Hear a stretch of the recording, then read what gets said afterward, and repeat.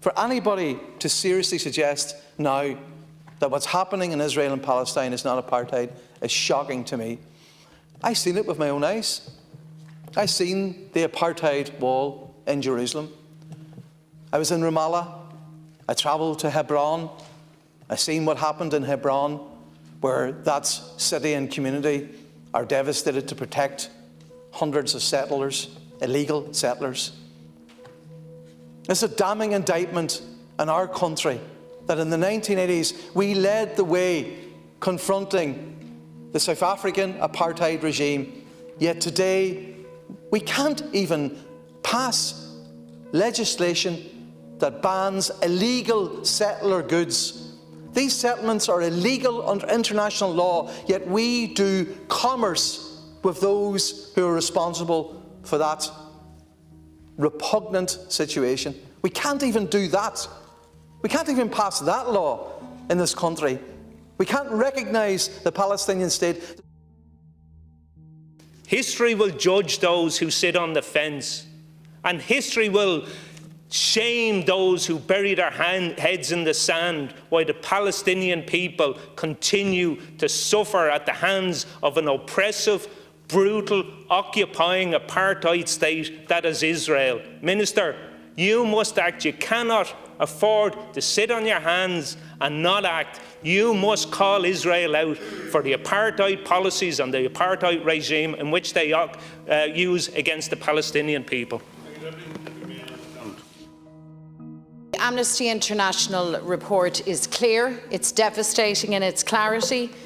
It concludes that Israel perpetrates apartheid. It notes that Israel's civilian administration, its military authorities, its governmental and quasi-governmental institutions are involved in the enforcement of the system of apartheid against Palestinians. It is as frank and as clear as that. It goes on to say that the scale and seriousness of these violations documented in the report make it clear that the international community needs to urgently and drastically change its approach to the Israeli-Palestinian conflict and recognise the full extent of the crimes that Israel perpetrates against the Palestinian people, crimes that they commit, Minister, day and daily. The report makes for disturbing reading.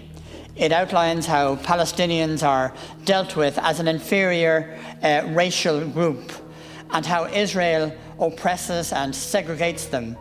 It shows how Israel is putting in place a regime aiming to dominate and oppress Palestinians. It does this through territorial fragmentation, segregation and control, dispossession of land and property, and by the denial of economic and social rights, but also through forcible transfers, administrative detention and torture, unlawful killings, denial of basic human rights and freedoms, and by persecution. Ireland has a long and proud tradition of support and solidarity with the people of Palestine. While many of the crimes of Israel's apartheid have long been raised in the Dáil, the EU's central involvement in the arms trade to Israel has seldom been raised. EU members have profited well from Israeli apartheid over the years. Since 2012, EU member states have sold arms to Israel to the tune of nearly 700 million per year. Between 2014 and 2018, Germany and Italy alone supplied 35% of Israel's arms imports. EU states make large profits selling deadly arms to states like Israel, states that frequently abuse international law, suppress and murder peaceful protesters. Fine Gael and Fianna Fáil and Green TD stood up one after the other, saying it was intolerable. The thuggery and the warmongering and the brutality of Putin, you wouldn't stand for it, urgent action had to be taken. But we've got to be much more careful with the Palestinians and their treatment. And I haven't even got time for the briefing I organised this week about the people of Yemen and how Saudi Arabia, the most despotic regime in the world, armed to the teeth by the United States, Britain, France and others, killing 337,000 people in Yemen in the last 5 years, 10,000 children. Any action against the United States for arming them? Or Britain, or France, or Saudi itself? No.